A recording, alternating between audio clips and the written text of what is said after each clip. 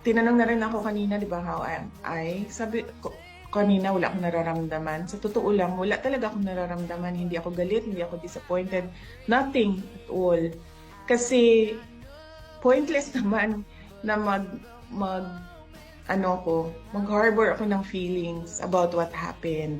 Hindi na siya maibabalik. Hindi na mababalik si Pangulong Duterte sa Pilipinas. So what we should do as a country is move on from what happened. No? What will we do as our ways forward as a country and as a people from what happened? Magalit man tayo, walang papupuntahan yung galit natin. Dahil hindi naman yan sila papanagutin ng pamahalaan eh. Nakikita nyo yung mga sagot nila, wala na sa ayos, wala na sa rason, wala na sa common sense, wala na sa batas.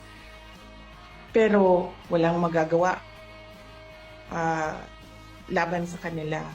So we should move forward from what happened, and the country should decide, the people should decide saan ba tayo papunta base sa nangyari.